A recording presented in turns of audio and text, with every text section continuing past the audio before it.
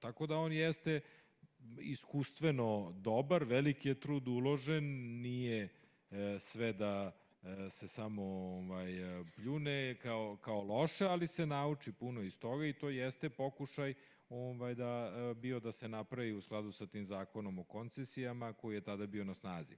Apropo broja projekata koji su pripremljeni, moguće da od ovih 39 koji su registrovani da ima još zaključenih ugovora koji još nisu došli do faze registracije, ali s druge strane treba reći da upravo u skladu sa tim zakonom od 2003. koji je važio do 2011. je ukupno zaključeno 5 koncesija. 1 Horgoš-Požega i 4 iz oblasti rudarstva. Tako da, ako pogledamo vremenski period, možda i drugačije neke okolnosti u kojima smo se nalazili, ali svakako nisu bile okolnosti u kojima nije postojala potreba ili želja. U svakom slučaju, taj period od nekih 7-8 godina u odnosu na ovaj period od nekih 6 do 7 i broj projekata, bilo koji su odobreni, bilo koji su zaključeni, je neuporediv u tom smislu. Što se tiče kvaliteta propisa, hvala u tom smislu, to je zaista bio timski rad, na kraju ostalo na meni da skockam to do kraja, ali ono što je važno jeste da taj zakon između ostalog je ocenjen kao drugi najbolji zakon po EBRD parametrima. Nama je namerno u tom trenutku bio značajan EBRD, jer kao što rekao smo, važna je ta vizura banaka, važna je ta vizura međunarodnih finansijskih institucija koje su u konačnici tu da podrže finansiranje određenog projekta.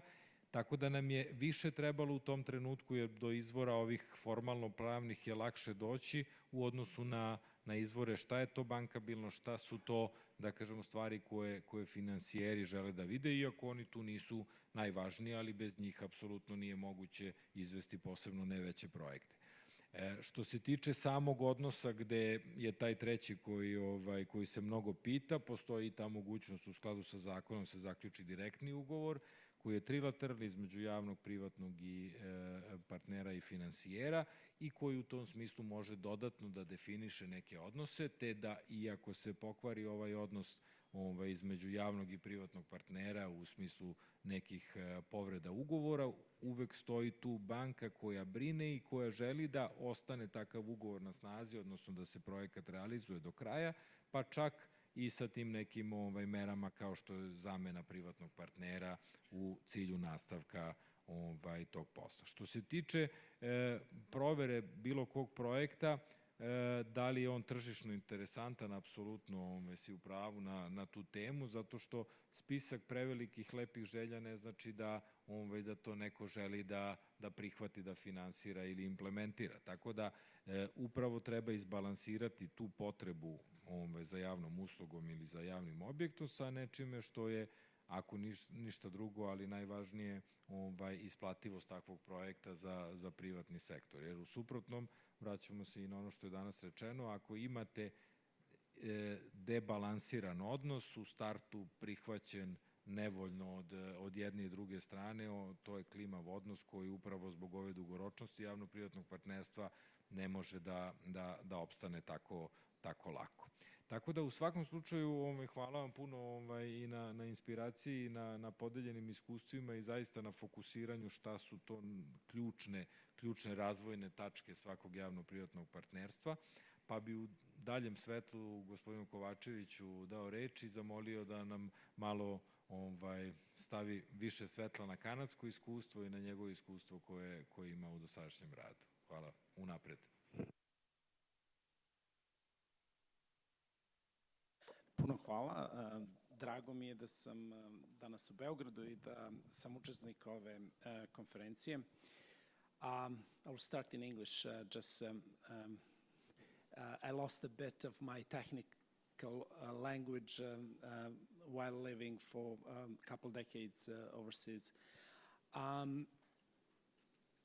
Talking last night to Jelena and to Ian, I kind of slightly changed the topic just to be able to share some of the Canadian experience which I felt it's very important at this point.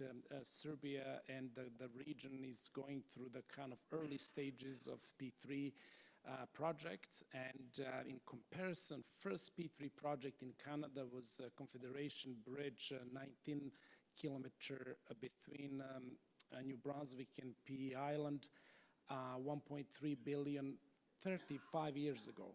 And you can just put the perspective that the experience that Canada has over 35 years versus 2-3 years of developing projects in the region in P3 sector.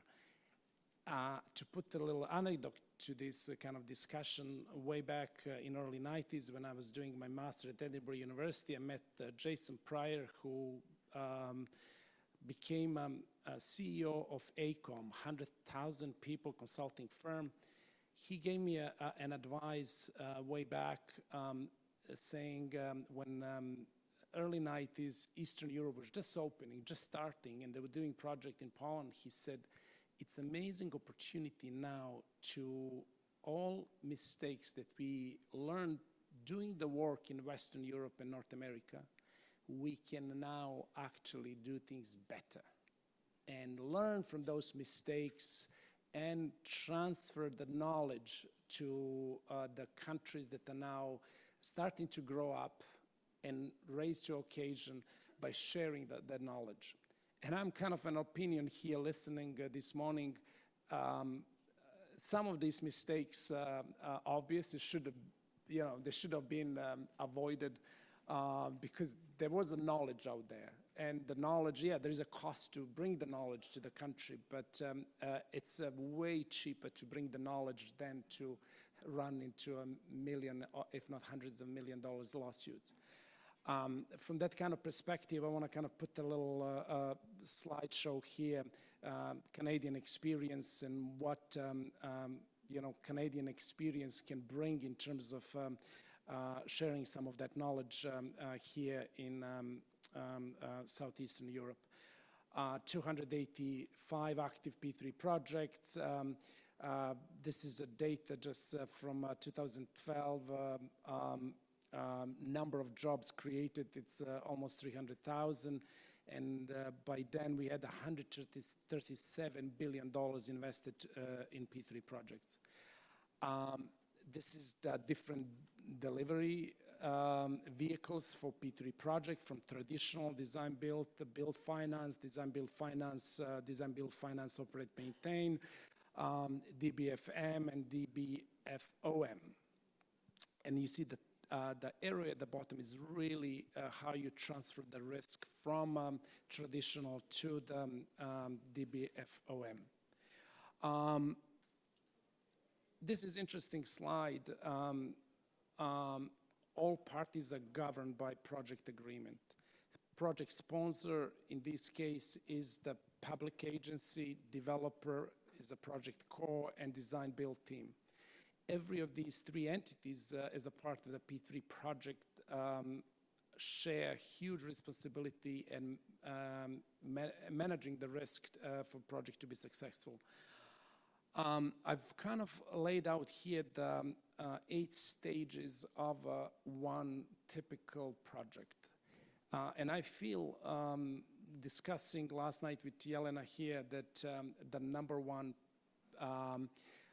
pre-launch and RFQ stage is something that's not very well done here.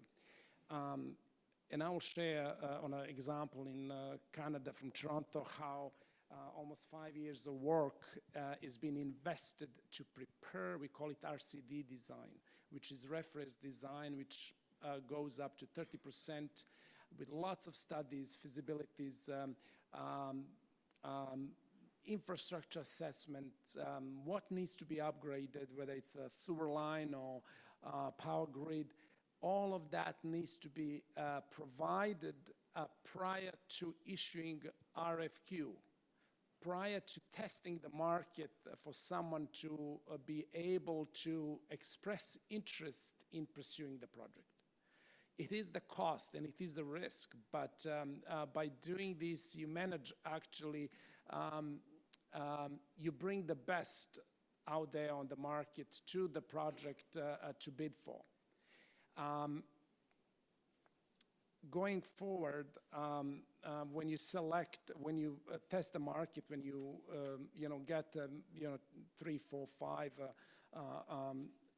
expression of interest, then you are certain that you've done a proper due diligence. The market is there to go after the project, and at the RFP stage. Between RFQ and RFP stage, the teams are formed.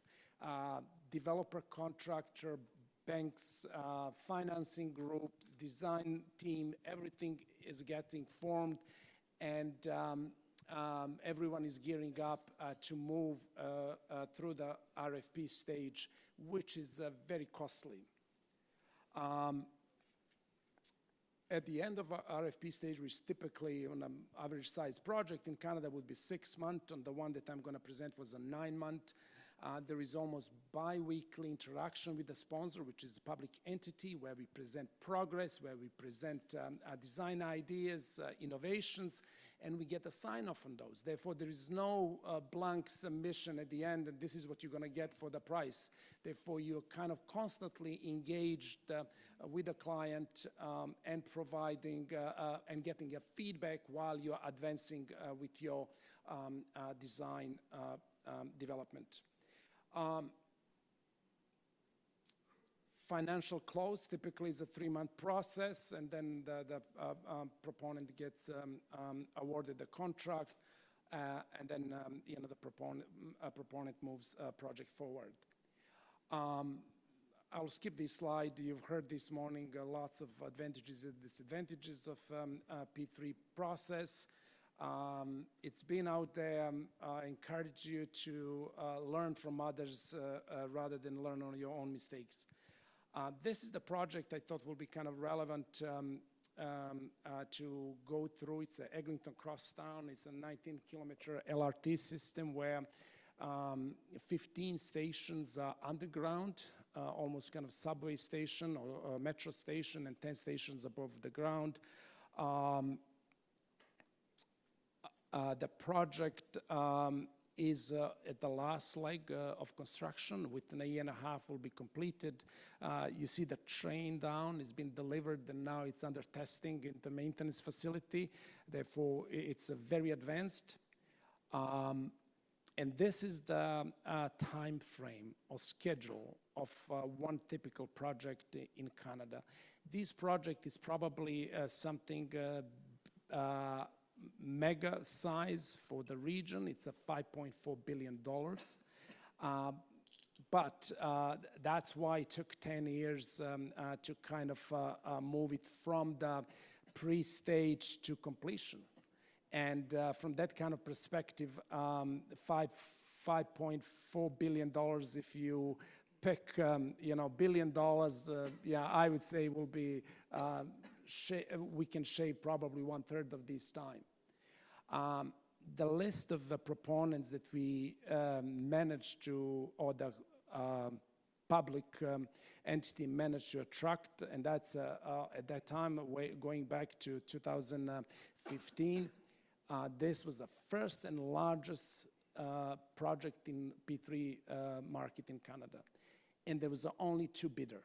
And if you look at these teams, like second team who were not successful, you have Strabag, very well known here. You have a Bechtel, one of the largest contractor in the US. You have a Japanese, Obishi, one of the largest contractor. You have a Fengate Capital Market to provide financing, and OHL. I mean, it couldn't be better. None of them was capable to do $5.4 billion on their own. They teamed up to create a joint venture to pursue the project as a team, rather to manage the risk, rather to go on its own. IBI was a part of the Crosslink Transit Solution. We teamed up with top 2 largest Canadian contractor, Aecon and SNC Lavalin Ellis Dawn, and we had the Dragados, who was already involved in the tunneling section of the project, which was not part of the scope. This is how the structure of the team, was structured. The banks on one side, developer on one side, below is the contractor, on a side is operation, a management group, and then a design team at the bottom. This is the vision of the project, and this is last image below is under construction. Couple notes here. The cost to pursue this project through the RFP stage for the team was at $20 million. 9 months, roughly $2 million per month. At the peak, we had 650 people working on the project, consultants and contractors. When we submitted, technical bid was 6 skids of a meter tall submission.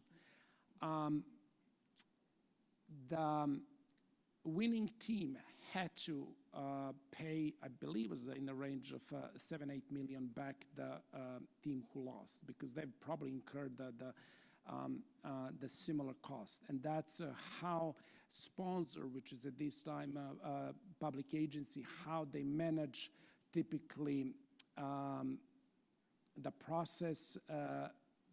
They expect that the design build team to invest quite a bit capital into RFP stage, but then if you win, from your total budget, you need to allocate budget to cover the cost of the losing team or teams. Another interesting metric here that's worth mentioning, within these 650 people, a team that for 9 months we involved, we had to virtually design the project to, I would say, like 40% stage. There was a reference design done by the owner engineer who was retained by the sponsor, but then the proponent team basically asked us to come up with a new vision, with a new innovation, how we can build a system cheaply, efficiently, but meet the PISOs, the project agreement, to the bolt and nut kind of level, and then still be competitive in pricing. And that took huge amount of time and to review on a 19-kilometer long stretch, to review the infrastructure needs, to review the conflicts